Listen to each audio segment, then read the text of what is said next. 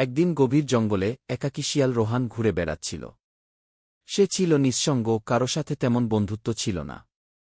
শীতের সকালে যখন কুয়াশা ঘন হয়ে আসে, সে হঠাৎ একটি গাছের নিচে পড়ে থাকা ডিম দেখতে পেল।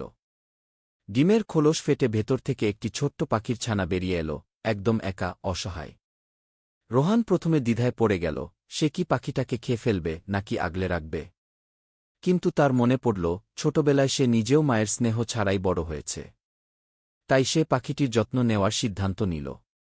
রোহান জানত না কিভাবে বাবা হতে হয়, কিন্তু সে চেষ্টা চালিয়ে গেল। সে ছোট ছোট ফল আর পোকা খুঁজে এনে ছানাটিকে খাওয়াল।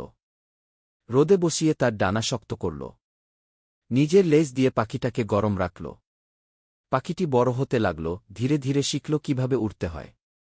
একদিন পাখিটি পুরোপুরি বড় হয়ে গেল, এখন সে উড়তে পারে। রোহান বুঝল, এই ভালোবাসার গল্পের শেষ কাছাকাছি। পাখিটি একদিন উড়ে যেতে প্রস্তুত হল, কিন্তু বিদায় নেওয়া সহজ ছিল না। পাখি আবেগভরা চোখে বলল, তুমি তো আমার বাবা। আমি কি তোমাকে ছেড়ে যেতে পারি? রোহান কষ্ট লুকিয়ে বলল, তুমি জন্মেছ আকাশে ওড়ার জন্য।